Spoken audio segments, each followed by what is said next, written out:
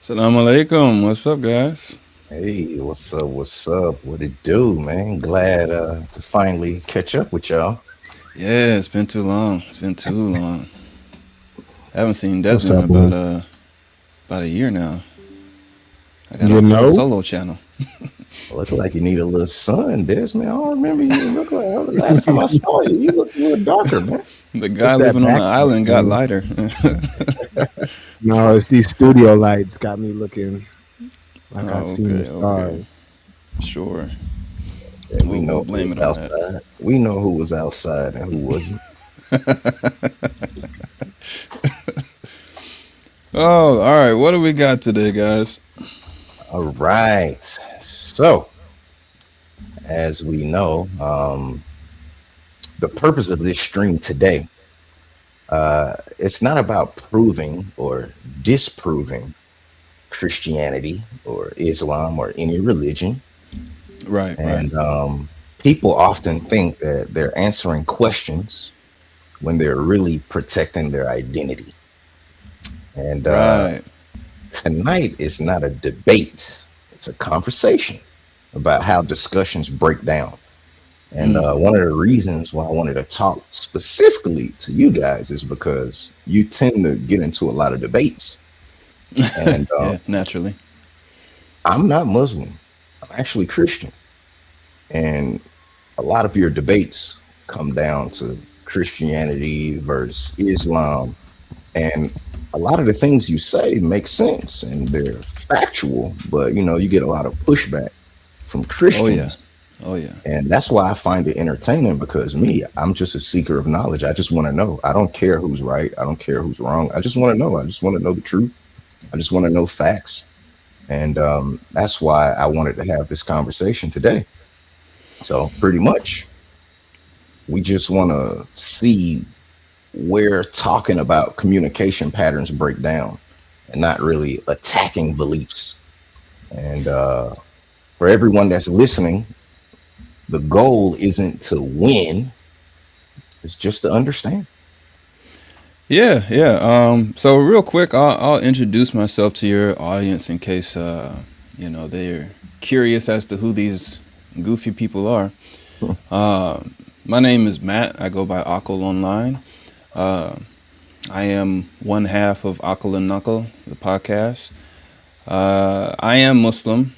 Both my parents were Muslim. I was more or less raised Muslim, uh, but I had my own spiritual journey, as a lot of us do, in my early 20s, where I had to kind of leave the religion to find it for myself. Right? It wasn't enough to just follow what my parents had taught me. I had to kind of go back and see what do I believe. Starting from uh, just starting from the basics, I guess you could say, from first principles. Uh, and personally, I'm more of a logician, so I had to look at everything logically. That's what Aql actually means is, the reasoning, the mind that does the reasoning. And for me, it was just a matter of what the truth is. Regardless of what the truth is, that's what I want to follow. And after doing that, I kind of just went my own way. I just kind of started doing my own thing and walking the path. And I had a friend ask me one day why I didn't talk about Islam. He asked if I believed it was true, and I said yeah. He said, "Well, why don't you talk about it?" And I said, "I don't know. I just don't want to make people feel weird. I don't want to, make people uncomfortable." He was like, "But you believe it's true?" And I said, "Yeah." He was like, "And if you're right and we don't believe in it, we're going to hell, right?" And I was like, "Yeah, you're right." And he was like, "Well, then if you care about us, wouldn't you tell us about it?" And I said, "You got me there. I should be telling you guys about it." And so that's what I'm doing now. And I focus more on Christians and Christianity because, one, that's what most people believe in the area where I live.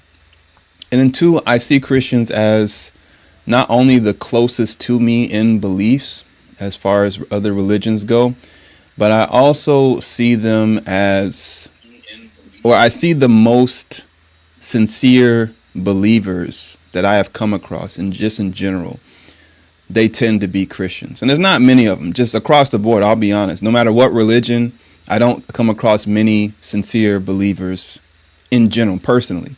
But when I do, uh, I tend to find them outside of Islam. I find them in Christianity. And so that's why I focus on trying to help my brothers and sisters in Christianity to uh, just reason with me and come to an agreement. But as you said, when I do that, we often come to the point where discussions break down because it does become more of a tribal issue or an identity issue.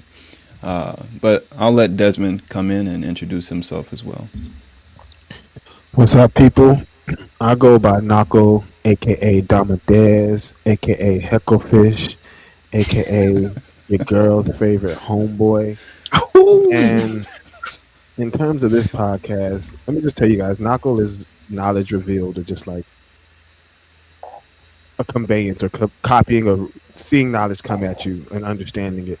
So my kind of focus when I joined this podcast and joined Matthew in this discovery of truth is my first step was just to absorb, or not my first step, but my main step was to absorb the knowledge and kind of take it all in. I had already come from a Christian background, but as you absorb the knowledge, you'll realize that the knowledge depends on who's telling you the knowledge in terms of how it's conveyed. And so, after years and years of Christian studies, I saw that the whole picture wasn't being told to me. And Matthew had always been, and his family too, had been an Islamic family that I had admired just for a few various reasons: home cooked meals, a level of communication between the parents and the children, etc.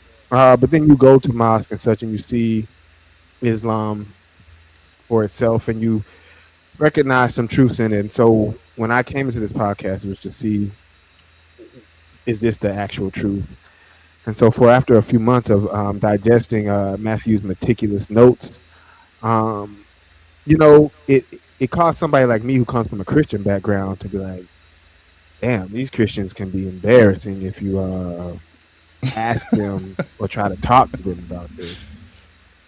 And so Not at all of this, them. I do want not all of them. yeah, no, definitely not all of them, but the loudest ones, I should say, Mm. the ones that get the attention, or tend to be a bit flippant and not really know exactly what they're talking about in a lot of ways. So I decided to keep my mouth shut and just learn more and take in more knowledge. And yeah, so that's what I'm here for, is to learn and then decipher this truth. But what I've learned in doing so is half of learning is listening, if not 75% of it. And And so do I'm you a lot Very consider true. quieter. yourself Christian or Muslim or both? Nah, I would consider myself a truth seeker, a little more spiritual. Hmm. Um, He's I a fence value truth. sitter. I wouldn't say I'm I'm a not. fence sitter. I value the the good in Islam and Christianity and Buddhism and Sikhism. I don't think I sit on the fence so much as I watch from the fences. So on Judgment Day,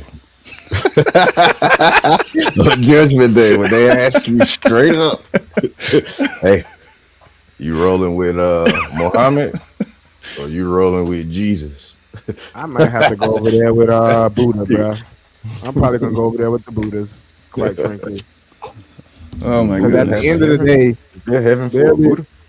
No, they're the only ones. Buddhism isn't really a religion.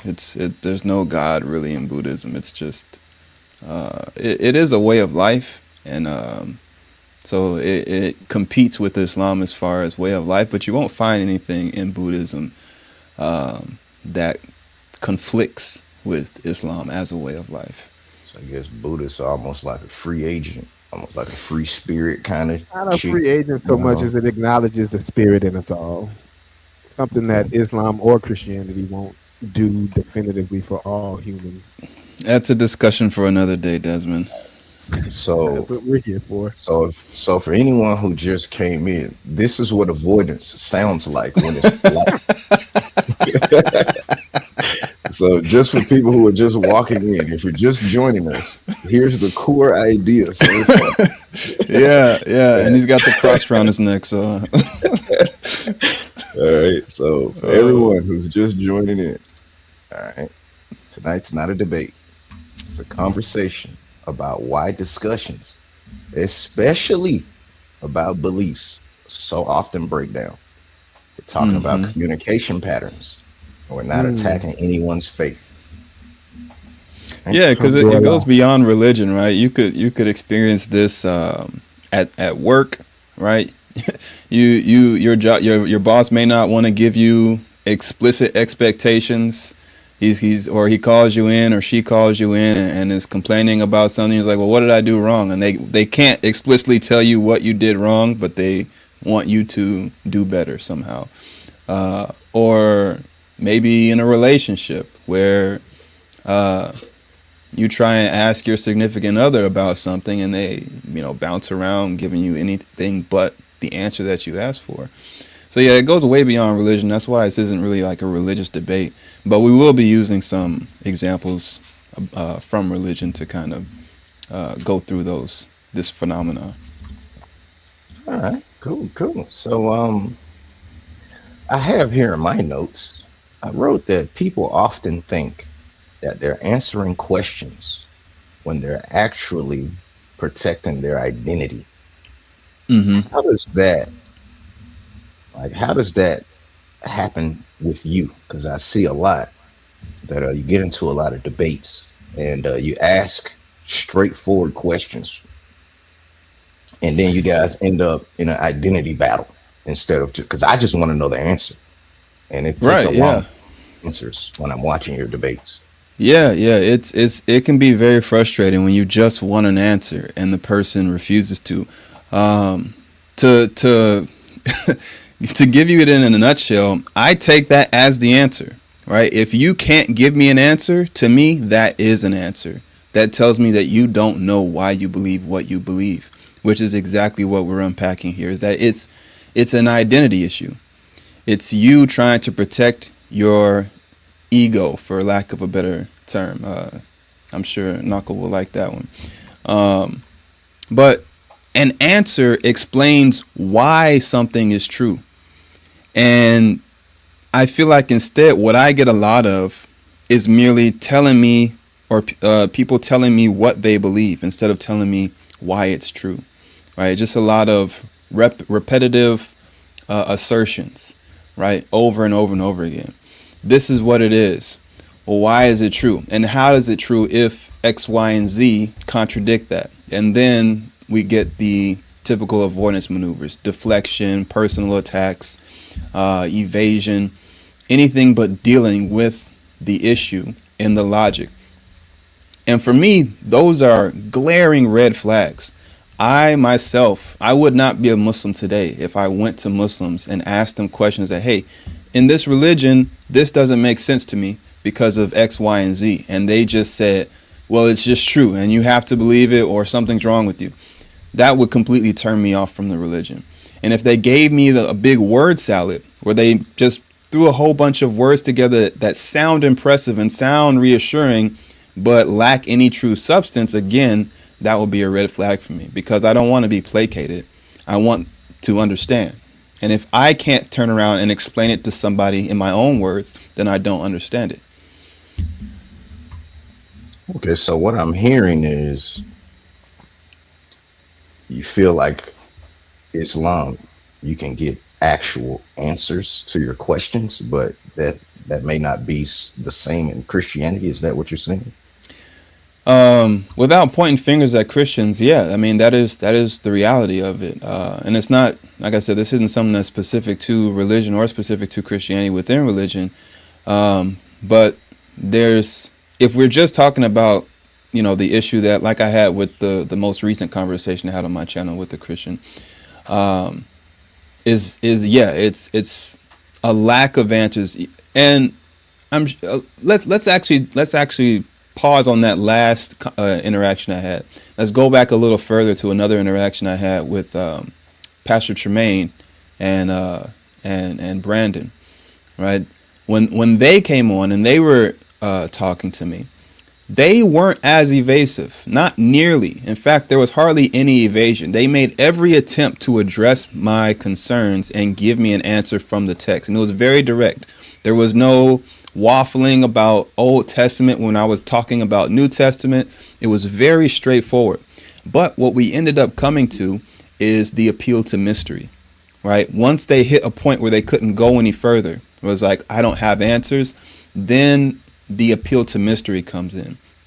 And to me, the problem with that from a religious perspective is once you appeal to mystery, you remove, well, this is kind of a deep topic, so I'll try and just keep it surface level, but you basically collapse all competing religions that you disagree with onto the same epistemic level as your own, right? If you have to appeal to mystery, then why should I believe in this mystery over that mystery? Both are mysteries. Neither one makes sense. What makes this one true and that one not true? How am I supposed to differentiate between your religion and this religion if it's all just a mystery, right? So that's another issue that comes up with not having an answer. But can I slow you down for 1 second? Yeah, of course. If someone doesn't understand something, so when does mystery become like a show of humility versus replacing that as an explanation? That's a great question. That's a great question. Where it's humility is when it's not something that is necessary for your salvation, right? If we're talking about a religion, right, and you have to believe that the moon is made out of cheese in order to get to paradise, and you see that the moon is not made out of cheese. You see moon rocks, you have samples. You actually, let's say you're an astronaut. You go up there and you're actually studying it hands-on. And like, this is not cheese, right? So why should I believe that? And then they say, well, it's just a mystery. Well, then how is it fair for God to judge me or punish me for not believing this when it doesn't make sense in the first place? I can't tell the difference between this and what this other religion that says the moon is made out of, chalk, right? One religion saying this, the other one saying that. Neither one can be confirmed, but they're both saying appealing to mystery instead of giving you a reason to believe it. How can, let's say one of those religions is true, how can God then be just in punishing me for not believing the truth if it was indistinguishable from falsehood? Right? It has to be, you have to be able to differentiate in order for it to be held accountable. Okay. So should mystery like sit at the edge of understanding or at the center? Definitely at the edge, right? Like if it's something like knowing how God is eternal, right? A human may not be able to fully wrap their head around what eternality looks like in practice, right? Infinity is not something that the human brain is really equipped well to comprehend. But that's not a central doctrine, right? You don't have to understand what infinity is to accept that God does not have a beginning. God always was, right? And so when the mystery is on the peripherals, when it's on the outskirts of understanding, right? When you hit that limit, that's what it should be, is a limit. Like I'm going out. Okay, I can't go any further. But the stuff that's out here isn't necessary for me to be saved, then it's not an issue. But when it's your core doctrines, where you have to start from mystery in order to accept any of the rest of it, then it becomes an issue. Then it becomes, like I said, indistinguishable. I'll give you an analogy if I can, right? I'm sure we've all been through this before. We all have black moms, and black moms have a very specific way about them, right? Let's say you're 12, 13 years old, and your mom tells you to go downstairs and take the trash bag from the kitchen and put it in the dumpster. You go downstairs, you find two identical trash bags tied up in front of the door. You grab them both, you take them outside, you put them in the trash can. All right, you go about your day, you're playing video games. Hours later, your mom comes in with the shoe or the flip-flop or the hanger or whatever your mom's weapon of choice was, and she starts beating you with it And you're like, what did I do wrong? And she says, you threw out my collectibles that I had sitting in that trash bag downstairs. And you're like, well, how was I supposed to know that there was a trash bag full of collectibles when it's in a trash bag and it's right next to a bag of trash, right? I just did what you told me to do. I didn't know. I couldn't distinguish between the two bags. There wasn't a note on it. You didn't give me a warning. You just told me to go take the trash out, and I went downstairs and took what looked like trash and put it in the trash can, right? How can she be just in punishing you or being upset with you for not being able to distinguish between two things that are identical? So it has to be, it can't be the core differentiator between punishment and salvation as far as the mystery goes. It has to be something that's peripheral, that isn't going to affect your afterlife. So, Knuckle, aka your homeboy's girlfriend, you heard what Aql just said, right? In simple terms, what does that look like to you? Like, for me, somebody hearing this for the first time, like, what does that mean to you in like simple terms? I'm just trying to get a better understanding for the audience. Honestly, I couldn't break it down any simpler. I was a bit confused. Well, if it was too high level, let's use some real examples, right? Please. In Islam, God is one, right? He is completely and absolutely one.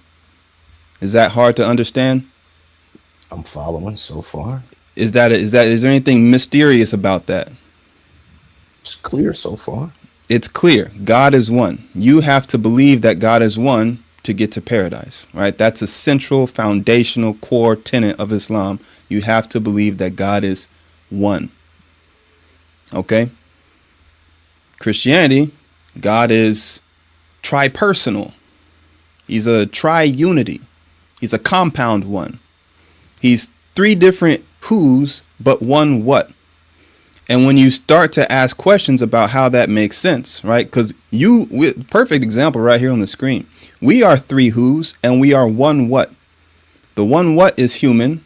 The three hues are Aql, Naql, and Malachi, right? But we aren't one person, or we aren't one human. We're three humans. But if we were Father, Son, and Holy Spirit, all of a sudden we don't become three gods. We're one God. And you ask for, oh, what's the symmetry breaker? Why am I counting differently for this versus that, right? And they will say, it's God. Like basically, they'll go into special pleading, right? It has to be that this is just God. But really what they're doing is they're taking what they already believe and they're asserting it without any actual rationalization behind it. And when you press them and say, well, this doesn't make sense, then in comes the appeal to mystery. God's ways are higher than ours. We can't fully comprehend God, right? Or is it that you don't see the rationale of that? Rationale of what?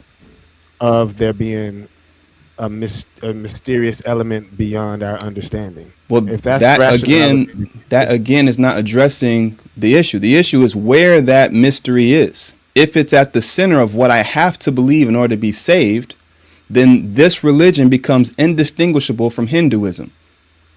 Hinduism has a trimurti, right? Three gods that make up this one thing, right? Why should I believe in Christianity versus Hinduism? You can't dilute Hinduism into a... I'm just giving an example. I'm not doing a full breakdown of Hinduism. Why should I believe in Christianity over Hinduism? Because they are distinct religions. They're distinct. I didn't ask why is there a difference. I said, why should I believe in Christianity over Hinduism? Why is Christianity true and Hinduism false? Because those distinctions resonate with you better or more closely. That's not how truth works. Truth is objective. It's not what you feel, because everyone's going to feel something different. Hindus feel that Hinduism is correct. So whose feelings are right? Well, don't we have evidence of like Christian prophets that have like prophesized and like done great works? Yes and no. We have history that we have evidence that certain people or figures may have existed. What we don't have is a way of confirming the narrative surrounding those people. So basically, it's like in a 1,000 years, if someone digs up a Spider-Man comic and they see descriptions of New York and they go and they find archaeological evidence that New York was a real place, we have that for Christianity, but we don't have, the story like for the Spider-Man. We don't have confirmation that there's someone got bit by a radioactive spider and was swinging around on those buildings. So we have evidence of physical things existing. What we don't have is evidence of the complete narrative, at least no more so than we do for Hinduism. But wouldn't that be true for anything? I feel like we could say that about anything in history. A lot of things would fall into this category. The way that history is done is basically we take account of records of what people are saying, right? We take what's the word? Testimony, right? And when something's multiply attested, it becomes stronger. And we have what we call the historical critical method. Is how we would go about determining what's probably true and what's probably not true. Historians don't deal in absolutes. They'll give you a history book that says this happened, but if evidence ever comes up that it's wrong, they'll say, okay, cool, let's change it. No, it's not like they're stuck on this. It's not like it has to be this way. They follow the evidence that's available to them, but primarily they just take what people are saying and then they weigh it on a scale based upon their criteria of how probable it was that it actually happened. That's why historians affirm the crucifixion and reject the resurrection. There's the exact same evidence for both of them, but they reject one and they accept one because one, based upon their criteria, they consider to be probable, and the other, they consider to be improbable. Okay. So to kind of answer my own question, there is no way to, based upon feelings, for me to determine between Christianity and Hinduism, right? If I was born into a Hindu culture, I'm more likely to be a Hindu. If I'm born into a Christian culture, I'm more likely to be a Christian, right? And if that is the way that people are saved or damned, then again, that calls into question the justice of the judgment. How am I being judged for being born in the wrong place in the wrong time, right? There has to be some way of differentiating between the two. But I don't want this to turn to a whole, thing about Christianity. I wasn't trying to put Christianity on the spot. Something just came to me. Why is this important? Has anyone ever asked you why is it important? Like as far as which religion that people choose, like isn't religion pretty much like a way of life? That it is a way of life. Yeah, religion is a way of life. If I'm Christian and everything doesn't really make sense, or if I'm Muslim and I think my religion is better, or if I'm Hindu or Buddhist, like why is this even important? It comes down to truth, right? I believe in something called objective truth. I believe when I put my hand behind my back and hold up numbers, that those numbers don't change based upon somebody looking at them.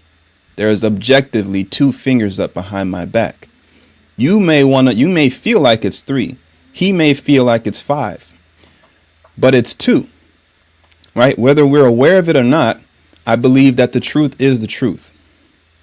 And if we break it all the way down to whether or not God exists, once you believe that God exists, I do have several arguments for just rationalizing God on his own.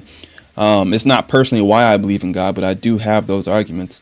Once you establish that God exists, the next step is to ask yourself or to posit what he wants, right? Or why he created you. I guess that's a better way to put it. Why did God create you once you accept that he exists?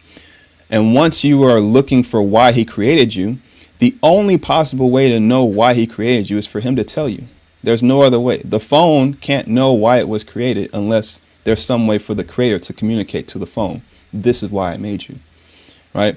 And so you have to start looking for evidence of God communicating with us and telling us why we were made. And then you come down to a few religions that claim God has been communicating with us. right? And this isn't a one-off thing. This is something that we can trace through time. This is a consistent thing. People have always believed that God has been communicating with us. And so you then have to break down the evidence from what's clear, from what's wrapped in mystery, right? And that is when it becomes important, because what we see from these claims, the most prominent claims, the most recurring themes, is what we would call the day of judgment. There comes a time after your passing where you will be judged based upon your deeds. If this is true, you can't afford to ignore it, because these are real consequences. If you told me that I was going to have to spend the rest, let's say I'm going to live until I'm 75 years old. I'm 35 now. That means I have 40 years left. If you told me I had to spend those 40 years in a jail cell, or I could spend those 40 years in Hawaii, I would have a preference. I care about which one that is. And that's just 40 years. But what these religions are saying is that it's not 40 years, it's eternity.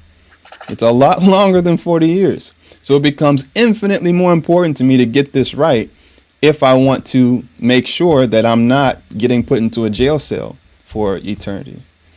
So, is it fair to criticize someone for asking questions that are declared unanswerable, like the Trinity example that you brought up earlier when you was talking Hmm. about how Father, Son, Holy Ghost? Right.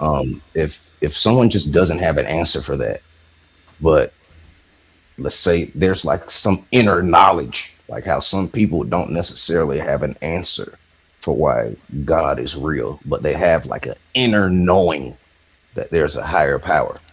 And it But kind that of doesn't seems mean that like you no answer criticize that. exists when it comes to the uh, God existing, right? If someone believes in God without having the same, uh, I would say, epistemic threshold that other people, or criteria that other people are asking for. Let's say someone, because children intuit God. There's been studies done that show that kids are basically born believing in God.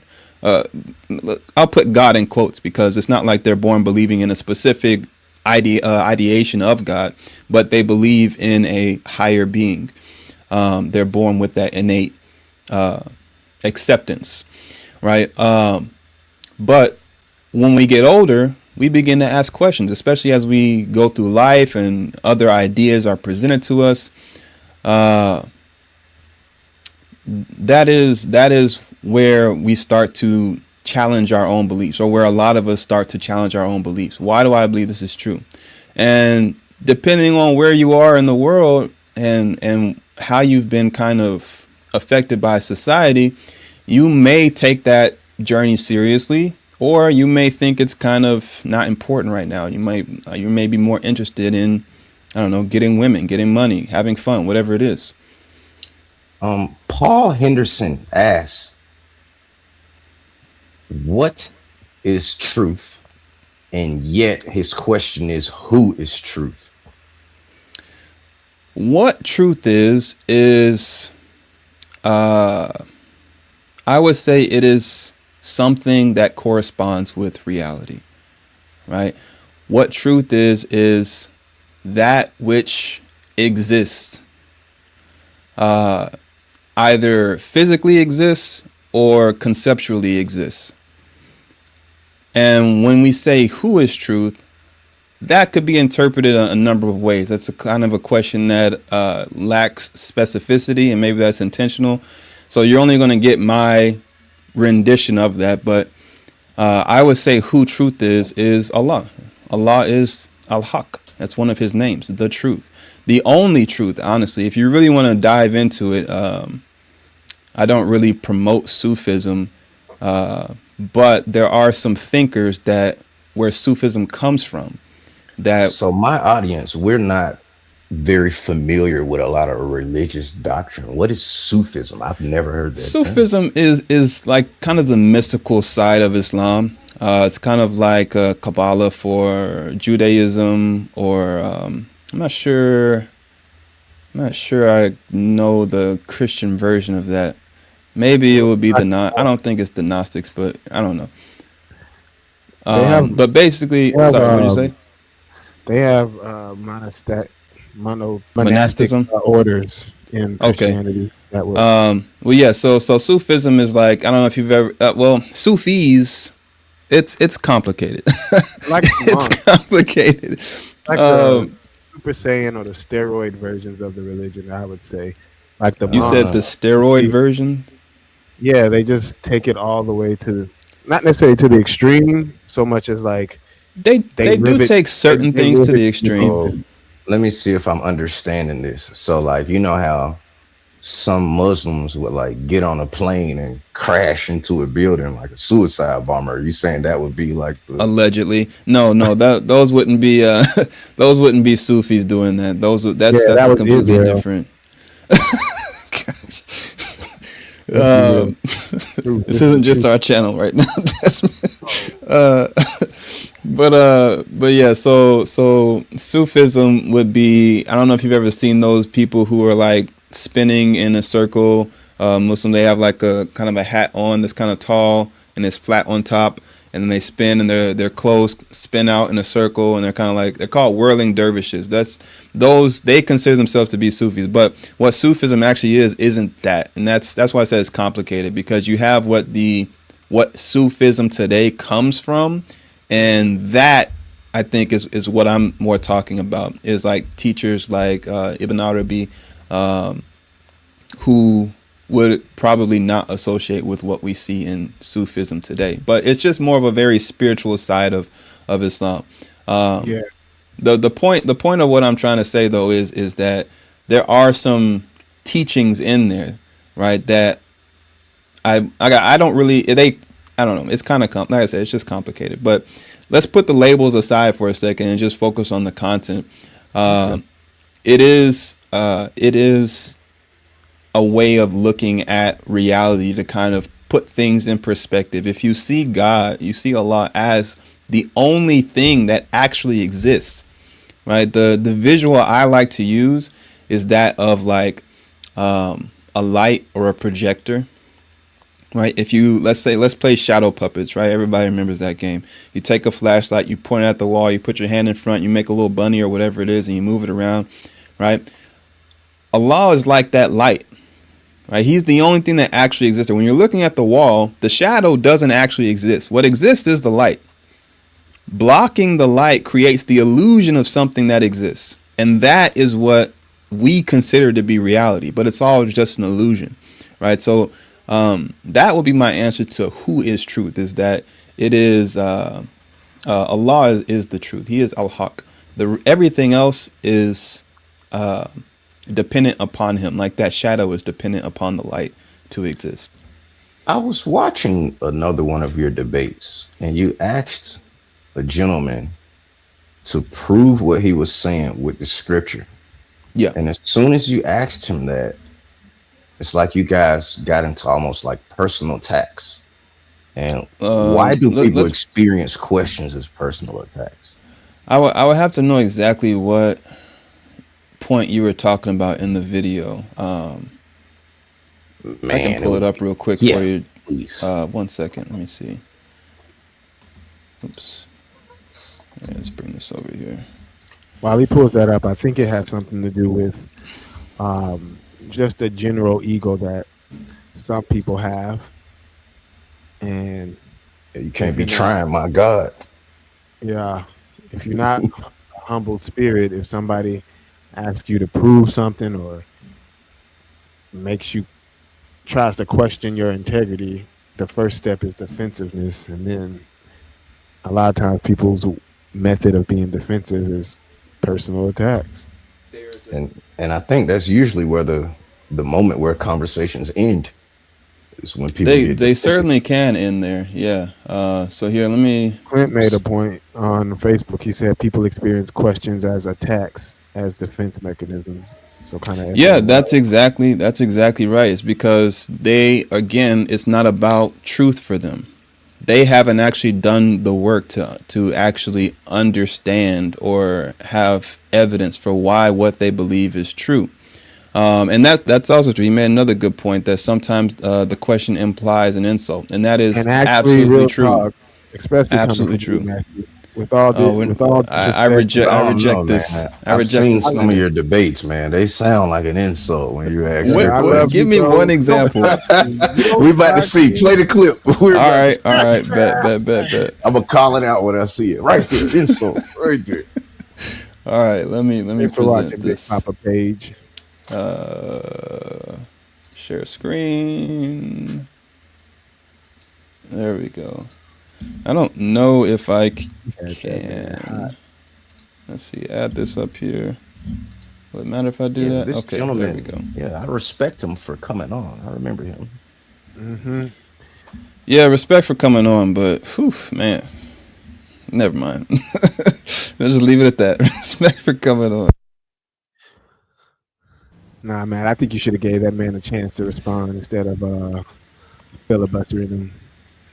Even if what he was saying was If you can point to cockamamie. one point where I filibustered, I will give you $100.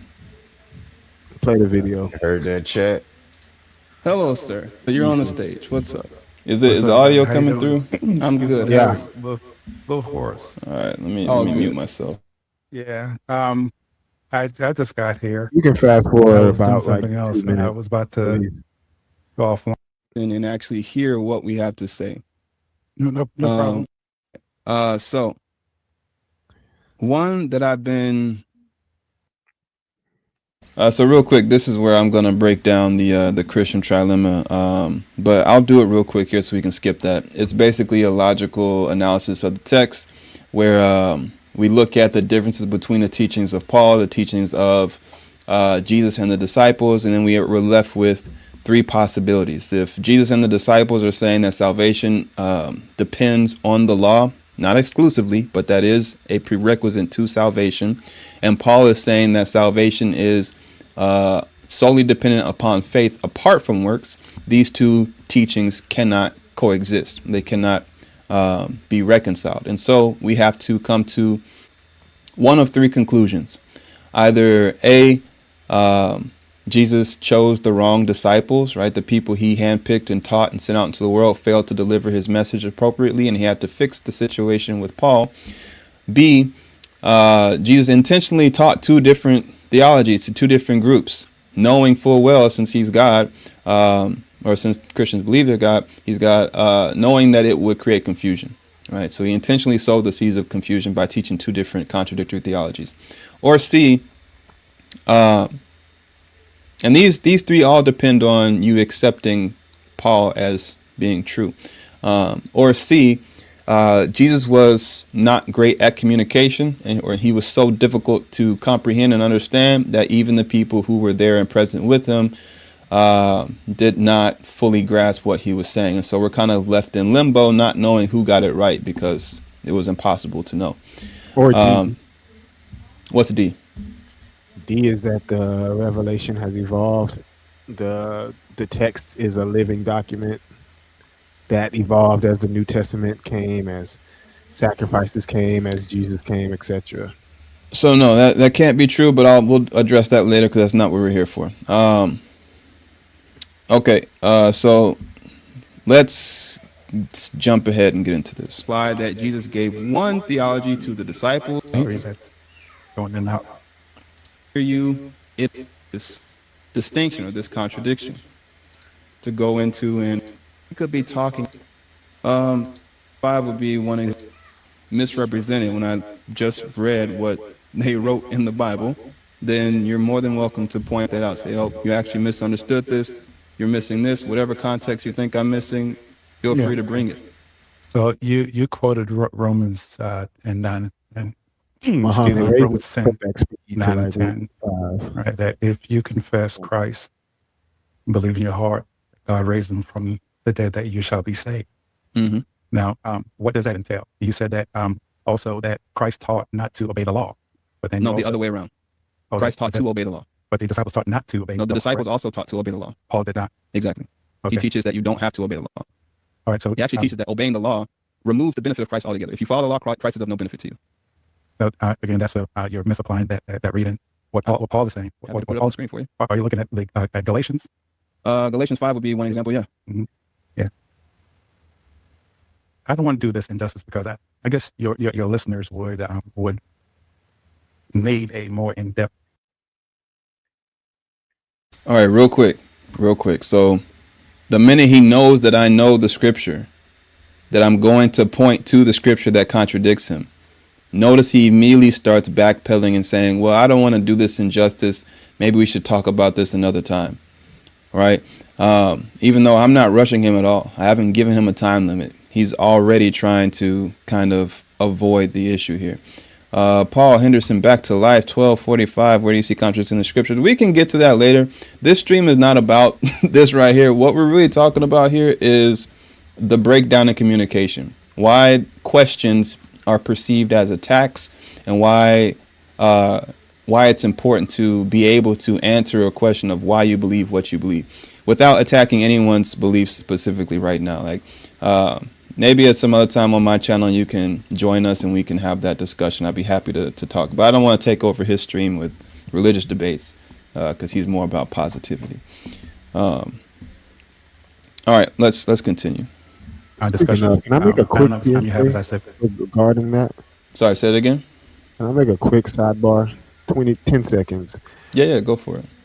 Matter of fact, speaking of the positivity, man, some of your latest shorts have been really poignant, and I think speaks to a generation. The stuff you're saying, helping people get unstuck and just like seeing their value. I think that's more invaluable than you even realize. Keep doing that, brother. Thank you, man. I just want to be the smile maker, and I want to recruit as many smile makers as I can. Yeah, Malachi, he's the OG at making people smile, man. This guy has been funny since I met him. All right, let's jump back in.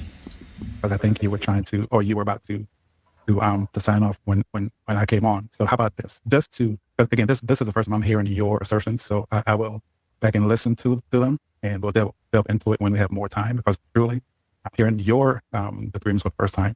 And again, I need to kind of flush out everything you're saying so I can give you an adequate answer, because I believe what you're saying is that we as Christians would never give an answer to the questions you ask. I don't just want to flippantly say something, but no, based on what you've asked me, it's going to be a more detailed Old Testament, New Testament to give you an adequate answer. Sure. You know what? That's really fine. I'm willing to take the time today, but if you want to go and come back, no problem there. But I do want to stick to the New Testament, because part of the issue that I'm seeing is that, and this is natural, I think, for most people of any faith, is they take their beliefs and then retroactively apply them to the text, right? If you believe, if you've been taught your entire Christian life that Jesus and Paul are in agreement, then you're going to read Jesus' words through a Pauline filter. And I think that's where a lot of people unintentionally, they kind of sneak in assumptions, and they kind of do a bit of begging the question where they assume the conclusion that they're trying to prove in their premise. Right? Well, I would also accuse you of the same thing, and here's why.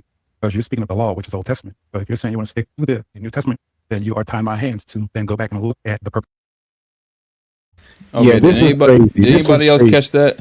Yeah, actually, I was about to say, no, from Matthew, unfortunately, you are tying the man's hands. Tell me how. If you're asking someone to answer a question that covers the entire Bible, because we're talking about... It doesn't at all. It does, though, because is Jesus not talked about, and is his revelation not started in the Old Testament? That is completely debatable and separate from the question that I asked, because I'm not talking about Jesus in general. I'm asking about what he taught in the New Testament and what Paul taught in the New Testament. And I'm saying there's a contradiction between these two things. This person is saying all you have to do is confess that Jesus is Lord. This person is saying many people will come to me on that day saying, Lord, Lord, and they will be rejected. I'm saying these two things can't be true at the same time. So what does that have to do with the Old Testament? Letting him find or expound on how or where, I don't know what he's going to get to, but where that is relevant in the Old Testament. Because you didn't answer my question. What does that have to do with the Old Testament? The books are the theory I think that he was about to flesh out is that it's all connected. It's all related. And so I'm not denying him that. I'm not saying that it's not all related or that there's nothing that he could say about the Old Testament that would be relevant to this topic. What I'm saying is the question that I'm asking is why these two things contradict each other and how do we make sense of this? Right? And I even let him go to the Old Testament because I said, look, I'm not trying to tie that's your my point. hands. If he's trying to make sense out of it in the way he makes sense out of it, even if it doesn't make sense Again, to me through the Old I Testament. I didn't tie his hands though. I said you can go to the Old Testament. But I said I want the focus to be on this contradiction in the New Testament. Which is What ends up happening here is like a 2-hour attempt at a sermon on the Old Testament. Exactly. But And he never actually answers the question of why these two things contradict. these are facts. But part of that reason is because you never gave him the moment. You never gave him the time because you kept. We'll say it later. Because I think he mentions you go on to question 2, 3, and 4, and now we've lost question 1. And why did I do that? Clint even pointed it. Why did I do that? I don't know why you did it, but I can tell I you. explained it explicitly. I explained explicitly why I did that. I'm assuming you would. Well, why? Tell us why. Because he's Going off topic. slipping in. He's slipping in these things that are huge, momentous statements that he's making. He's not unpacking them at all. There's a way to answer a question so that the person you're talking to understands what you're saying. If I tell you something that you don't understand and use that as a foundation to explain something else, I'm not going to understand any of it because you never unpacked that foundational thing. Exactly. And so when he's breezing past it, trying to build on it without unpacking it, I'm calling him back and saying, unpack this. And I said that to him.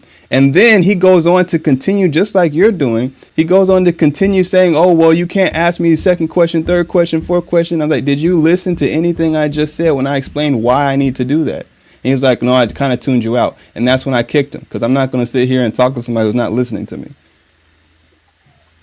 But the whole thing, the reason why I have to go back and stop him from continuing with interjections is because he's saying something like they had the Israelites of the Old Testament were saved through Jesus, even though Jesus had not been born yet. He didn't say all this. He just said they're saved through Jesus. And he goes on to try and use that as a foundation to explain other things. Like, well, you need to go back and explain how they're saved by something that hasn't happened yet. Well, it sounded like you were challenging him, and then he was trying to challenge you, and that's where the breakdown.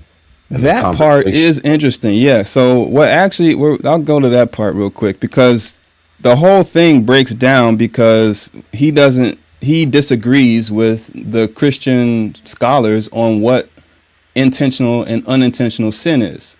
In his view, unintentional sin means that you did it by accident or that you didn't mean to do it, like literally unintentional. In the scripture, that's not what unintentional sin means. Unintentional sin means sin that you did due to a human weakness. Intentional sin in the scripture is when you sin with a high hand, when you are arrogant in your sinning, when you despise the word of God, when God sets out these. It's the difference between you and Desmond getting in a fight and you accidentally unaliving him and you being a serial killer.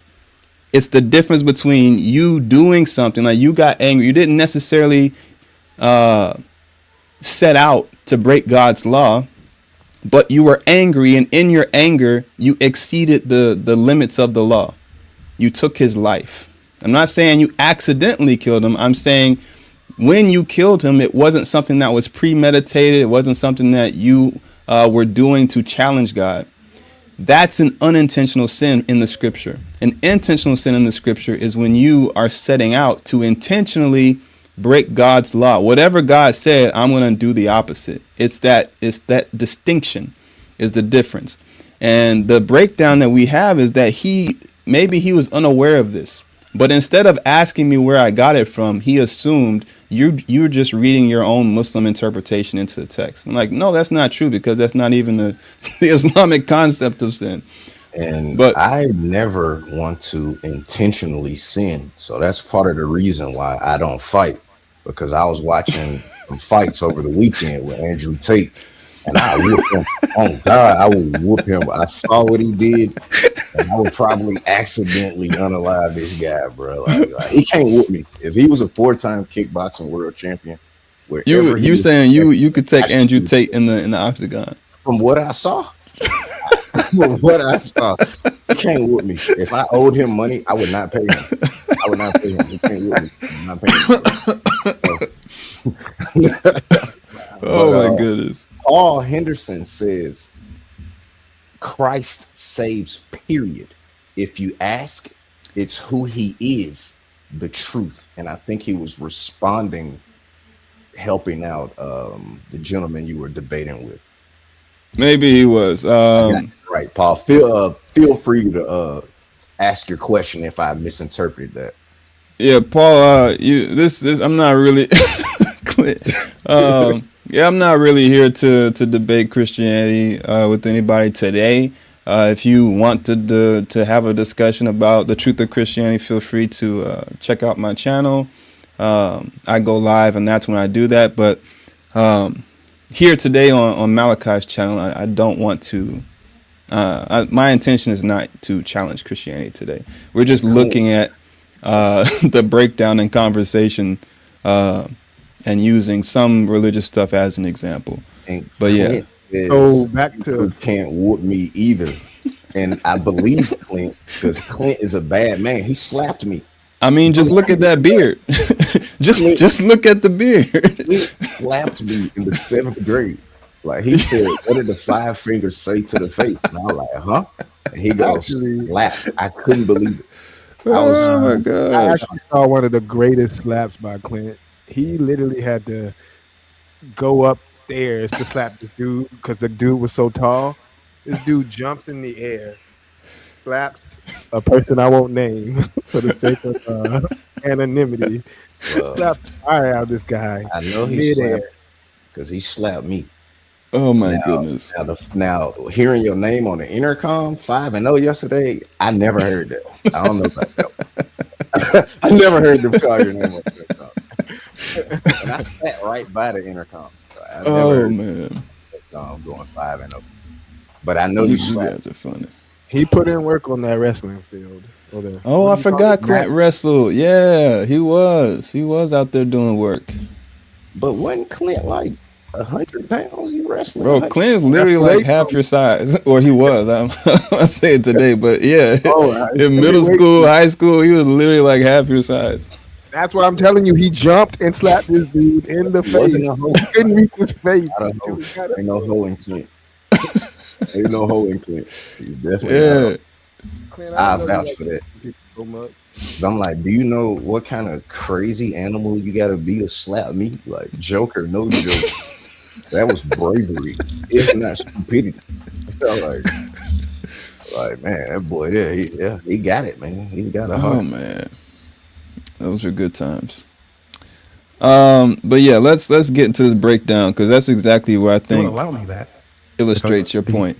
You're simply saying it's almost like let's say the Constitution, the U.S. Constitution is written, and these are the bylaws, and it can't be changed. It cannot be revised unless you go through a process and so forth and so on. I'm trying to lay the foundation of why the law came in, the purpose for it. You know what the purpose of the law is. Is that what you're going to show me? Yeah, it's either more is or or less, it's not. yes. And It kind of is because I'm just asking if that's what you're going to you or tell me. It breaks down. I'm telling you, bro. It breaks down because both of you guys aren't listening to each other. You're just trying to get your point across. No.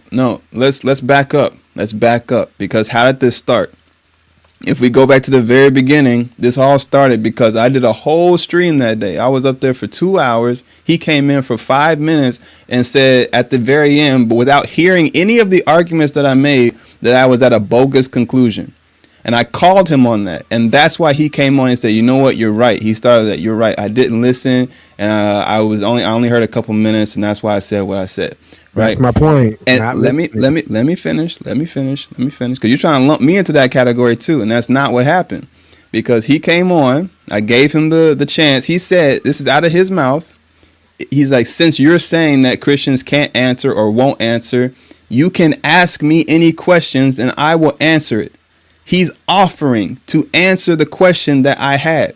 And so I present the question and he wants to go and talk about something else. So it's not about me not listening to him. It's about me trying to hold him to his word to answer the question that I asked. Okay. I guess my question is, at the point where he tries to explain and wants to use whatever evidence. But here's the there not a thing. So, space because for- without watching the whole video, I'll just explain to you quickly. What he wants to do, or in his words, is lay the foundation of the purpose of the law. I've heard this a million times. And so I asked him, that's really where we're at right now in the video. I said, are you going to tell me that the purpose of the law was to show us that we need a savior? And eventually first- he says yes. You have to Eventually pull it he out says yes, right? You don't have the answers, wait. Eventually he says yes. And I said, okay, well, we can move past that because I'm familiar with it and I'm granting it to you. I'm granting it to you so we can get to the answer. And that's not good enough for him. He wants to go back and go deeper and show me in the text why he believes that, which is irrelevant to the question that I asked. If you want to go back and explain that we needed the law to show that we needed a savior, I'm saying, okay, I understand that. Granted, let's move forward. And he's like, no, we can't move forward until I go back and show you in the text that this is true, which doesn't make sense if your goal is to answer the question that I asked. Fair enough. Given that whole context, I see how he's swaying away. I guess it seems like the only way to what ends up transpiring when someone doesn't relent is this viral, just like back and forth uselessness of tension because nothing's getting done. And so I guess all the things I want to point out is like the best way for conversations to stop breaking down is we need to listen to each other better and be a little more patient with our responses. I think I was pretty patient until I started seeing the pattern repeat itself. And then I took the kitty gloves off. And you did a good job, but I will say, Matt, with all due respect, and I love you, brother, like I don't think you ever relented. I think you were hot from the start and you tried to be you did a great job of giving him respect, giving him the space to speak. But at the point where you realized he was a bit slower than most, not slower than most, but dodging. I don't think he was that slow. I think he was intentionally avoiding. He was in identity protection mode. And when people are in identity protection mode, reason goes out the window. What did you say? At the point where you saw he was exactly in reason protection mode or identity protection mode. Yeah. At that point, the conversation just became sad. It did become sad. I'm not going to go through all that today, but yeah, I do want to go to this one point Malachi was talking about though, because this is, I think, okay, let me just show you this one part real quick, because this will wrap everything up perfectly. And you can literally just see why this was never going to go any further. Let me see if I can find it real quick. It's about, oh, here we go. Perfect.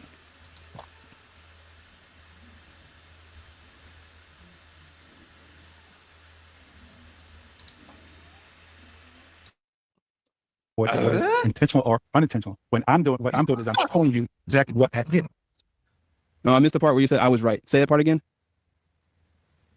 You said I'm giving a scholarly example. I think I've said that twice now. And in that, I think I've said that twice now. See, I am just fucking with him. I said that you're given a scholarly definition of it, and I am trying to show you. No. You're ahead of it again. And in that, okay, go back and replay it because you're asking me now to repeat something that I don't said. worry. Don't worry. We will definitely be replaying that. Don't worry. So you are given again my definition. You can't disagree with my definition and then go on to show me an application of the word without giving a definition. You are putting your Islamic definition. My Islamic definition? We're back on that again? I thought you just said it was scholarly. Run that back.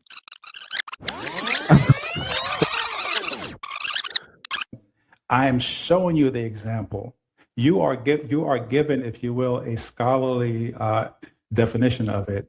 To say sin is this or unintentional is this, and I'm saying, okay, yes, you're correct in that.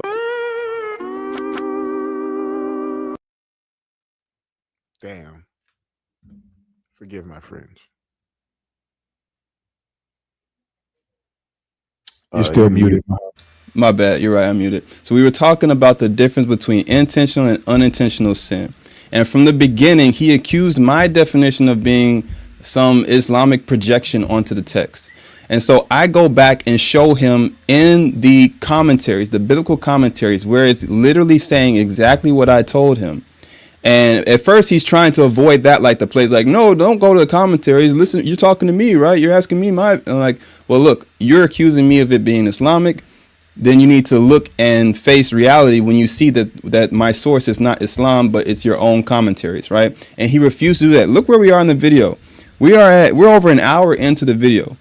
He's been debating this point since about 30 minutes in. He spent 30 minutes calling this Islamic, and then he finally says that what I gave him was the scholarly example and that it was true and that I was right, and then he goes right back to calling it Islamic.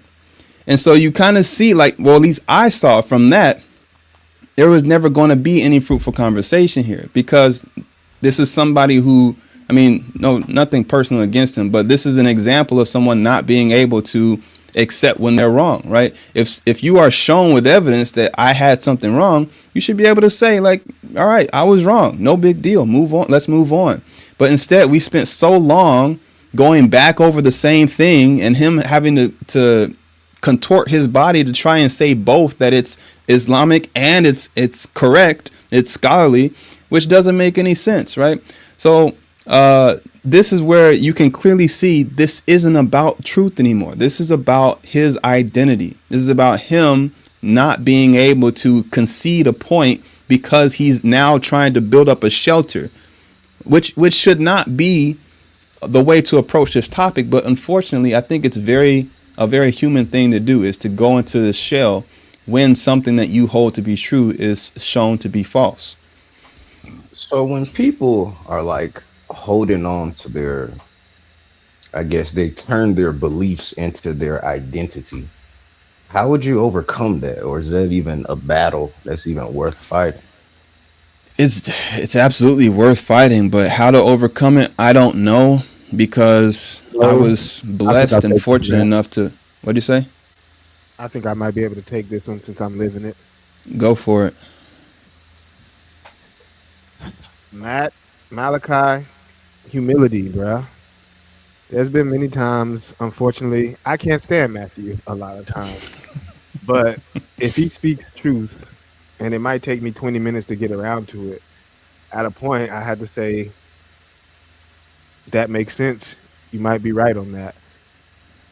And if Desmond does do that, it just takes him forever. Just like this guy, it takes him forever to say, all right, you're right, I was wrong. The only way you get to that point is you gotta humble yourself and really like eat this pill of like, okay, let me get out of my head or get out of like my worldview and like strip my brain and think a little more universal or a little more openly.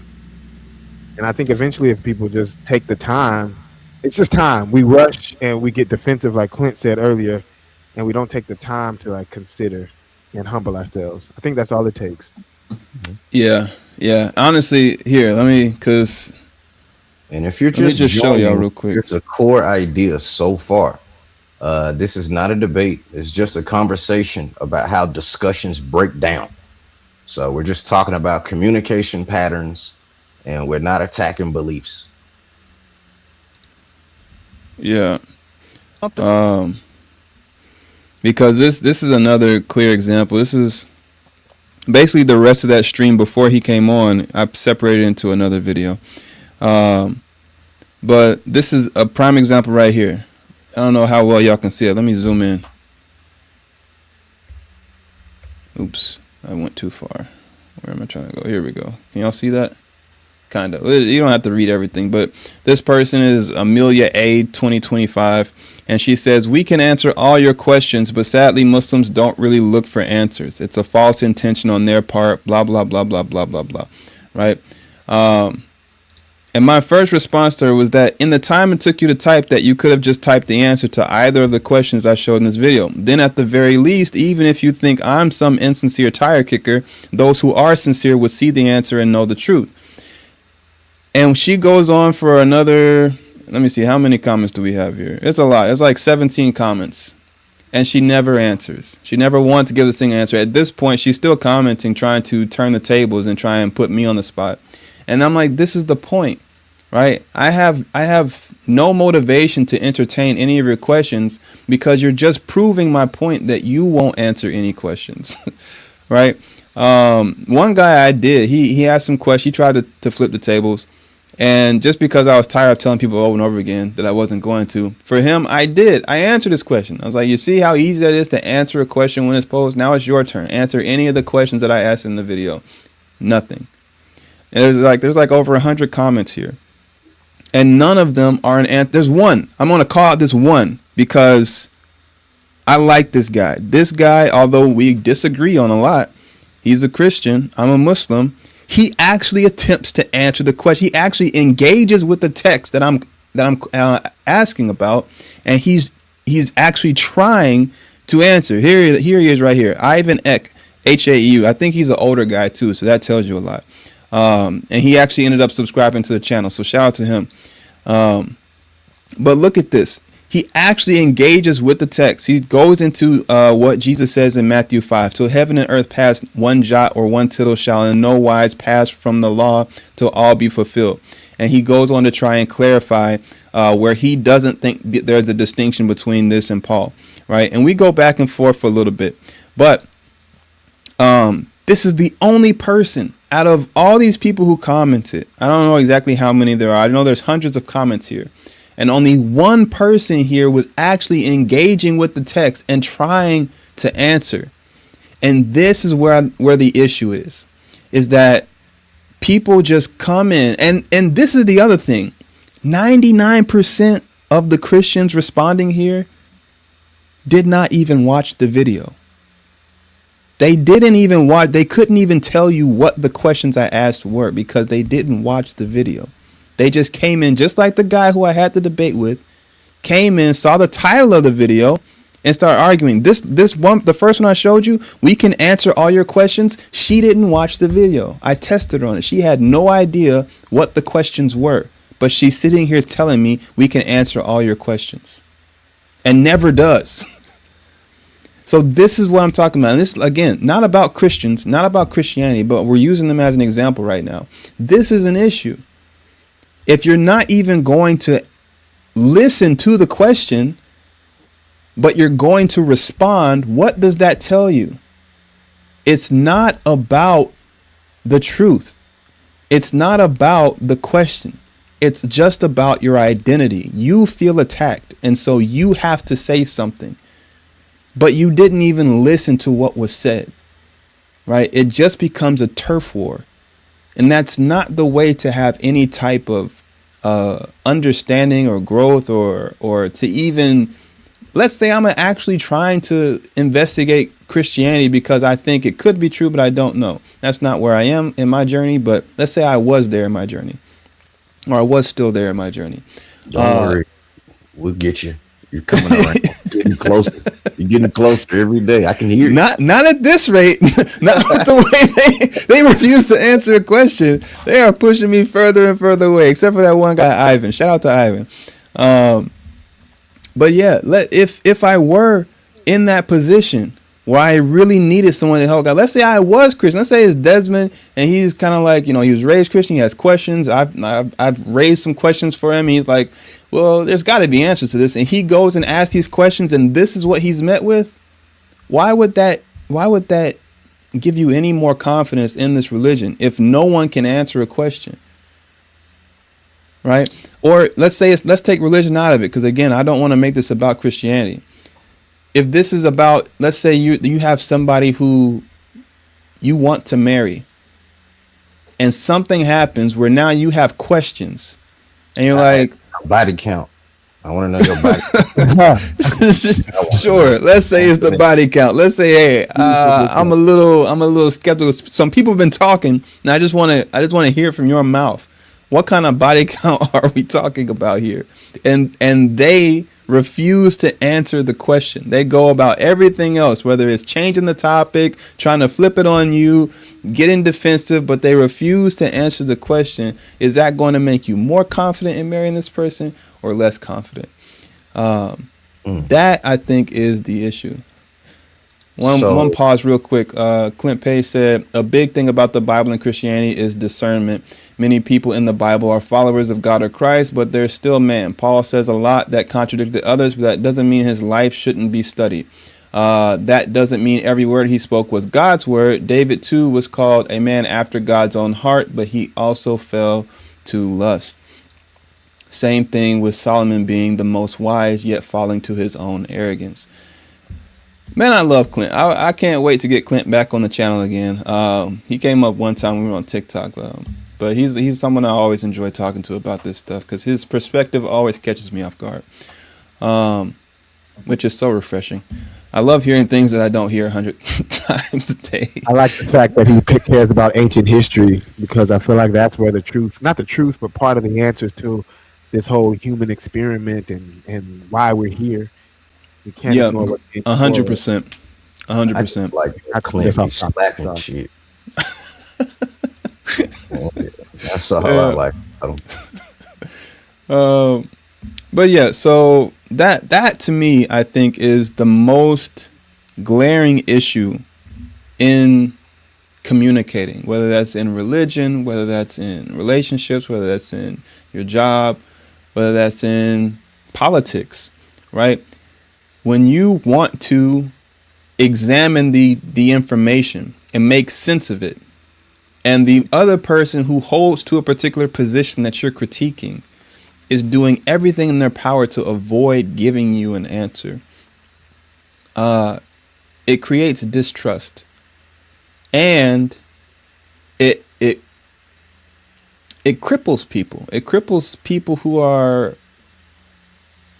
part of that tribal group that you're throwing up. You're circling the wagons, right? You're getting into your defensive position.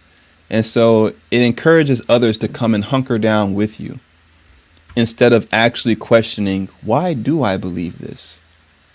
Right? When you see everyone else acting a certain way, there's a psychological thing there. It's a lot of us who in our immediate circle aren't like that, and I think that's probably why we relate to one another so easily. But we are not the norm. Most people do fall victim to peer pressure. They are easily swayed by groupthink, and we are too, just to a lesser degree, right? So, if we examine our thoughts, we'll start to notice some of that as well. So what I'm hearing is it kind of sounds like confidence replaces clarity. That sounds like that's what you're bumping into a lot. A lot. Confidence in the wrong people, right? The I don't want to insult anybody, but we've all heard the confidently wrong or confidently stupid. Go ahead. Insult. You good, man? No, I'm not calling anybody names, but we've all met somebody like that, someone who's confidently wrong or confidently stupid. And there's a long history of philosophers who point out this correlation between being loud and being wrong. And unfortunately, that is where the vast majority of people land on the spectrum. Is the biggest part that's in the middle is loud and wrong. And so for someone trying to find the truth, you kind of have to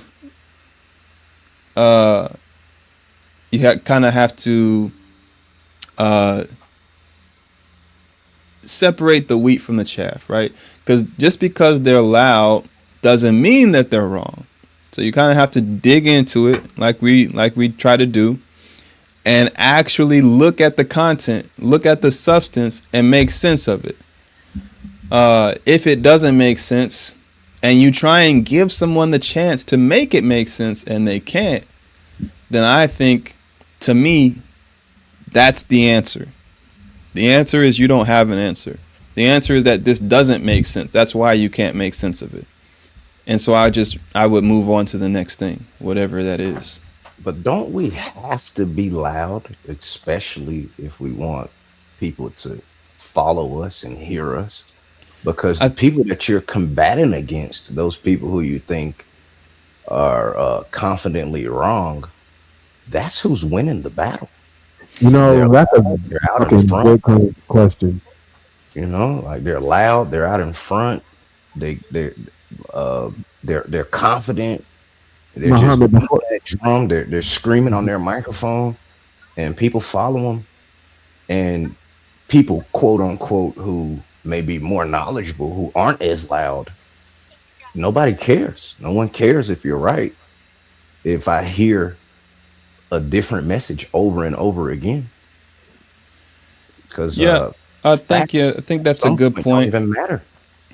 Um, well, for starters, that's why I started my channel, because I was like, well, let me get louder, right? Let me get my voice out there and get heard, and that's why with people like who we were just looking at, that's why I, you know, deal with them the way that I deal with them, is to kind of make an example. Um, because if you compare that conversation, Desmond, with the conversation we had with Brandon and Brother Tremaine, it's like night and day. I think you would agree with that. Because they came on and they engaged and dealt with the issues that we were raising, or that, were presented to them. They didn't try and deflect. They didn't try and run. They didn't try and change the subject.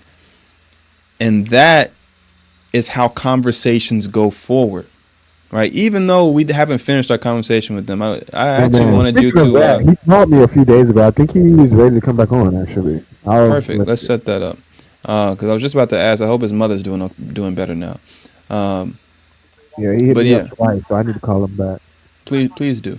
But yeah, that conversation compared to this one is like night and day, because they were able to have a conversation. The conversation that I had with Ivan in the comments, compared to, because I try and reply to everybody, compared to the other ones that I've had in here, even the longer ones, it's night and day. The conversation moves forward. It may come to a stopping point. We may not come to agree on the first conversation, but at the very least, it allows a change in perspective. It allows for new information to come out, new way of looking at things, and trying to make sense of it, right? Clint says, on that same note, when someone trips up, they're more likely to follow the quiet one whose silent actions help them in their time of need. That's true. And they'll probably follow them much more wholeheartedly. Yeah, absolutely. That was the other thing I was going to get to. Thank you for reminding me, actually. Is that it's not up to us to determine who's going to get it and who's not going to get it. We do have to get louder, like you were saying. We do have to put our voice out there and be heard. We don't have to be as ostentatious or as obstinate or as obnoxious as we see other people being, but we do need to get our voice out there and start speaking. And then the ones who are searching for truth and for answers, Lord willing, they will find you. But the ones who are looking for protection of their identity, that's what they're going to seek out. It doesn't matter if it's quiet or loud. They're going to look for someone who's protecting their identity, and they're going to hunker down with them. So that's something that we don't have control over. What we do have control over, like you said, is speaking up. And so, yeah, I agree. We do need to raise our voices and be heard. But at the same time, we can't look at the outcome and grade our efforts based off of the outcome. Because if we want to stay on the religious subject, look at Noah, right? Noah was preaching about the flood for hundreds of years, literally hundreds of years, if you accept the narrative, right? And yet only a handful of people were on that boat. Like we don't even live for hundreds of years. We got 70 years. Yeah, I don't know if you can imagine preaching that a flood was going to come for just 10 years, right? And then when the flood actually does come, one person listened to you. But that was the reality, right? It doesn't mean he was wrong. It doesn't mean you're wrong. And it doesn't mean that you didn't do enough. It just means that you doing your job is you going out and speaking up, spreading the message. Noah didn't have no hoes. That's why they didn't listen to him. Like, he had some hoes. They had like some chicks with him spreading the message, twerking, singing, dancing while he's preaching the flood. I bet you that boat would have been packed. And it probably would have gone down in the flood as well, because that's kind of what got them in trouble. If he had some weed on the boat, some whatever little party favors on the boat, I promise you that boat would be packed. But that's what I mean by being loud. The people who were either preaching against getting on the flood or who was ignoring it, they had all the hoes. That's why people were listening to them. They had all the little conveniences all the little distractions that people want. That's also why they drowned. I don't know what the answer is, but I know we got to meet people where they are if we really want. I think we do need to meet people where they are, and I think that means we have to actually go and enter spaces where they are. I don't think that means we have to join them in their activities. That's why I have a TikTok now. I would have never thought, like a year ago, if you had told me I was going to have a TikTok, I would have laughed at you.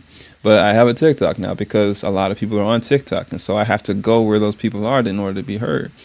Clint said, we should do an episode from the strip club. That'll break it. Right? I'm not going that far, but you knock yourself out. You want to get the message out? That's how you do it. Clint said, I just cited Paul as contradictory, but he actually had a good word on this in 1 Corinthians chapter 13. Let's actually check it out. I want to see what he said, because I'll be the first person to admit I don't disagree with everything Paul says. Why you look that up? Why would you be so afraid to preach the good news of Islam at the strip club? When did I say I would be afraid? I thought you said you wouldn't go. Because I wouldn't go, that means I'm afraid to go? According to gives you reservations ministering at the I can't hear you talking to the mic.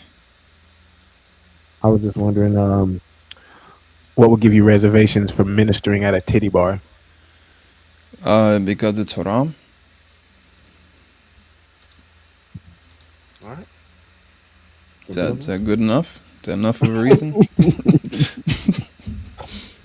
For a Malachi's audience, what is haram? Haram means forbidden. It means that God said don't do that. All right, 1 Corinthians chapter 13. How he avoids the question. So God doesn't want people going to the titty bar? Wow. Yeah, no, he doesn't allow. Does it say that exclusively, or is that just how we interpret it? Well, he gives explicit. The Bible says that he did, Clint, but then it comes down to whether or not you believe everything in the Bible is true. And the Bible also says that Noah was a drunk. I don't believe that either. He got drunk and his thing fell out. What? You're thinking about Lot, I think. When he got it on with his daughters. Pause. Nah, he got drunk when they got off the boat, and then one of his kids, Ham, I think, the curse of Ham, he saw him exposed. Oh, right. And then his daughter covered him up. The other son looked at him and I guess laughed. All right, so here's the chapter he was talking about. It's only 13 verses long. Let's take a second and see what we're talking about here. If I speak in the tongues of... Huh? I was just reading out loud. Go for it. Okay. If I speak in the tongues of men and of angels, but have not love, I am only a ringing gong or a clanging cymbal. If I have the gift of prophecy and can fathom all mysteries and all knowledge, and if I have absolute faith so as to move mountains, but have not love, I am nothing. If I give all I possess to the poor and exult in the surrender of my body, but have not love, I gain nothing. Love is patient. Love is kind. We all know this part. It does not envy. It does not boast. It is not proud. It is not rude. It is not self-seeking. It is not easily angered. It keeps no account of wrongs. Not true. Love takes no pleasure in evil, but rejoices in the truth. It bears all things, believes all things, hopes all things, endures all things. Love never fails, but where there are prophecies, they will cease. Where there are tongues, they will be restrained. Where there is knowledge, it will be dismissed. For we know in part, and we prophesy in part. But when the perfect comes, the partial passes away. I like that part right there. When the perfect comes, the partial passes away. When I was a child, I talked like a child, I thought like a child, I reasoned like a child. When I became a man, I set aside childish ways. We should probably do an episode on that right there. But Man, I completely agree. now we see but a dim reflection as in a mirror. Then we shall see face to face. Now I know in part, then I shall know fully, even as I am fully known. And now these three remain: faith, hope, and love. But the greatest of these is love. Oh, we got a question. Okay. Jody Meach, how do you handle your girl in relationships? Okay, this is my expertise. Thank you for asking. Well, I would need really a specific question but to answer your question generally, I handle my girl with respect. I'm saying, whatever that means to you, you want to respect your girl. But if you have like a more specific question, I can probably answer that better. Make sure she I respects give you your a second, background. but just in a nutshell, you want to be nice, you want to be polite, you want to be respectful, but you don't want to be pushed over. You don't want to be, you don't want to be foolish. But if there's like a situation that you have going on, I can probably answer that better than just a general answer. Maybe she's out of control. Said if she's out of control, Yeah. Until oh, he gives us a well, specific situation. Let's just say the relationship is like she just she seems out of it, not what do you, listening. what do you mean by out of it? Like her mind is scattered. She seems all over the place. Her emotions are frantic. She's really emotional, moody. So you mean she's a woman? Yeah, I'm like, what's the problem? I'm listening, like, what's the problem? Like, that's how they come. That's the Yeah. factory setting. Unless you like men, get used to it. Oh, Yeah, like that's the factory setting. That ain't gonna change from a woman. You may get more or less in certain situations, but that's yeah. how they come, fresh off the factory line. And here am I thinking I'm giving you the worst case scenario. Oh man. I didn't hear that last part. It was a little muffled. Yeah, you do I sound thought I was muffled. giving you the worst case scenario. No, that is not the worst case scenario. I can think of a lot of worst case scenarios. Not for Desmond, man. Desmond, he's like, emotions? All right, I'm out. I ain't got time for your pre-menopause. It's Or called the luteal phase. what if she's in perimenopause? I dealt with that before. Oof. What does that even mean? It's just a step right before menopause.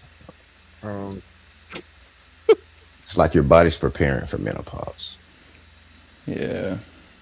The going out of business sale, I like to call it. Oh my god. Oh man. All right. How long we been in here? Man, we were 1 hour, supposed to be 34 on here minutes. for an hour. You guys got some overtime. Yeah. All right. How y'all want to wrap this up? Okay. You wrap up with a quick corporate meditation, a few deep breaths. I guess Say corporate meditation. Thank I you for guess your to team wrap members. this up, right? Because the whole Yeah. purpose of this stream was people often think that they're answering questions when they're really just protecting their identity. Mm-hmm. And we also wanted to talk about how this is a conversation about how discussions break down. I guess to kind of go in closing, how do we stay honest when question threatens something that we care about? Well, one thing I do want to make sure I clarify from what I've been observing is that sincerity doesn't guarantee coherence. Even with the guy I showed you who was actually sincere, he still was wrong. Like, not just from a I disagree with him standpoint, but just from a logical examination of what he was saying. There was still plenty of flaws in his reasoning. But he was sincere. So I don't think most people avoid questions because they're dishonest. I think they can overlap a lot. You can be dishonest and avoid questions, but I don't think it's a direct result of that. I think they avoid questions because they've never examined those questions. Just like we saw, I mean, I analyze, y'all probably know this by now, I analyze very specific details, like very minute details about a person when I'm conversing with them. You're muted, Desmond. Bro, you're muted. You trying to say something? Looks like it. Oh, now he seems frozen. Your mic is off. My if you bad. can hear me, It was there you go. muted. Yeah, Can you hear me now? yeah, we can hear you. I said that is very well said. It needs Yeah. to be said. But if you watch that video with that guy I was talking to very carefully, you can, everything makes perfect sense. Like, you can just draw a complete line following and know where he was going before we even got to the end. You can already know how it was going to end before it started, because he starts by trying to back out, and he literally says, I've never heard this particular contention that you're bringing to me. So right at the very beginning, he's basically telling you, I'm not prepared. I'm not equipped to deal with this. And so wherever he goes from there is in response to him being unequipped to deal with this. And that's why I say, like, you can be sincere and still be wrong. He could have been sincere. He wasn't, but he could have been sincere. And we still would have ended up at the same place at the end, because he wasn't equipped. He had never even thought about this before. And that's actually why I came up with this one, because for me, I enjoy posing questions to people that they haven't heard before, because I don't want a script from you when you answer. And that's exactly what he tried to fall back on, was his script, even though it was irrelevant to what I asked. So, yeah, good faith doesn't replace good reasoning. I definitely want to make sure that is clarified. But at the same time, faith doesn't exempt beliefs from explanation, right? Just because you have faith, it doesn't mean that that anybody else is going to be convinced by that, or that they should be convinced by that, or that you should be convinced by that. If you don't have reasoning, if you don't have aql to go along with your naql, then it puts all beliefs, whether it's religious or ideological, political, whatever it is, it put all beliefs on the same equal footing. You can't place one above the other, because it's all just, I just believe it because I believe, I have faith in it, right? There has to be a way of distinguishing between them. But when you ask a question, right? Yeah. People don't like saying, I don't know. They don't. They want to give you an answer. They don't like saying, I don't know. They perceive it as weakness. Well, to be fair, when you have apologist in your name, it's a bad look to say, I don't know. But then just take apologist out of your name. Like, look, if you haven't examined this thing, stop apologizing for it. Stop trying to defend something that you yourself don't understand. That, to me, that's easy. It's an easy fix. But again, we go back into the identity thing. That's who they see themselves as. Is if you don't know who you are outside of being Christian, then of course you're going to fight tooth and nail to preserve your illusion that Christianity makes sense, right? Or anything. I know, like I said, I'm not picking on Christianity. Anything. If I don't know why Islam is true, but I just have faith in it, and I don't know who I am outside of being a Muslim, yeah, I will fight tooth and nail to try and preserve the illusion that Islam is true. The truth of it is separate from your ability to arrive at the truth of it. And I guess what I would want everyone to take away from this is it's okay to say, I don't know. Yeah. Every confident answer is not an actual answer. Yeah. And listening matters more than winning. Yeah. And, 100%. beliefs don't have to be so fragile. They don't. If you start from first principles, they won't be. One last point I'll make before getting out of here. There was one person in the comments. I forget his name. I'm going to pick on you, brother. Don't be mad. Yeah. Paul Henderson. Paul On Henderson. your head, Paul. He nothing wrong with you know, wanting to, because he was asking questions and seemed like he was trying to dig into it. And I'm sorry that this wasn't the stream where I could do that with you, brother. But I do take note of like how he did get a bit defensive. Not a lot, like definitely not a lot. Like I said, not picking on him, but there was a little bit of defensiveness coming from him, right? And that, I think, is a good little snapshot of what we're talking about here, right? It's natural to get, I don't want to call it emotional, but that's kind of what it is, right? It's natural to get emotional about these things that our hearts are close to. But even in a space where no one is being attacked, where you're not being asked to explain anything, it's hard to resist that temptation to defend those things that we love. So that, I think, is the first step to getting to that point where you are okay with saying, I don't know, where you are okay with listening and hearing the other side, is acknowledging, I feel a certain way about this, and it's okay for me to feel that way, but I'm not going to let these feelings dictate how I respond here. So it's the difference between reacting and responding. So thank you, Paul, for letting me use you as an example. I hope you don't mind. But yeah, that's the last thing I'm going to say on it. And next time you come on stream, we got to do this at a booty club. We'll get up. You won't get me in there, man. You won't get me. Well, you can be in the parking lot. Ain't nothing haram about that. You can be in the parking lot. We'll be on the inside and we'll stream like that. You know what I'm saying? Oh my goodness. So that way we can get the people. You know what I'm saying? Meet people where they at, huh? So, yeah, we meet them where they at. And they come outside for the food truck. That's when we gonna run up on them. Oh yeah, I'll catch him at the food even truck. Jesus was going to the brothels to minister. Yeah, Clint did mention that. Yeah. All right, gentlemen. Anything else? Anybody else wanted to add? Please tell them how they can find you. Oh, thank you. You guys can find me on YouTube at Aql Naql. I'll try and put a link or share a link in the comments. Actually, I can do that right now, can't I? Wait, will it go to everybody? We'll see. Let's do at Aql and Naql.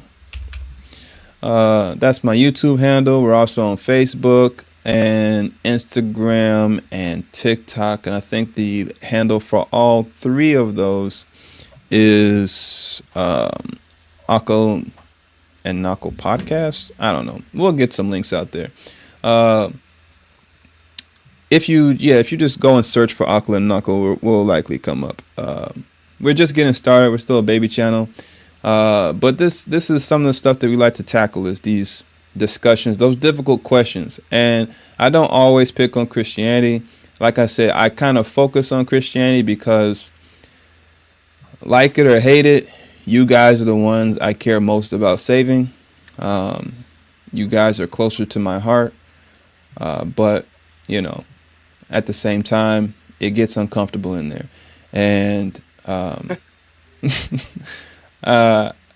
was I saying? We have these tough conversations. So if you are interested, and also if you want to ask questions about Islam, if you want to put me on the hot seat, we have opportunities for that as well. You want to see why I believe what I believe and make sure I'm not a hypocrite, I welcome it. So yeah, anybody interested in having these types of conversations, that's where you can find us. And again, I appreciate you coming on, taking time, hanging out My with us pleasure. on the Lift channel. And Anytime. again, man, you are always welcome whenever you have time. We'll be going live this Sunday, inshallah. Well, I will. If you want to join, just let me know or just pop up. I don't even care if you give me a heads up. If you pop up, I'll bring you on stage. All right, cool, cool. Sounds good. All right, brothers. Peace, boys. All right, so all I say, assalamu alaikum, and I'll see y'all in the next one. Peace.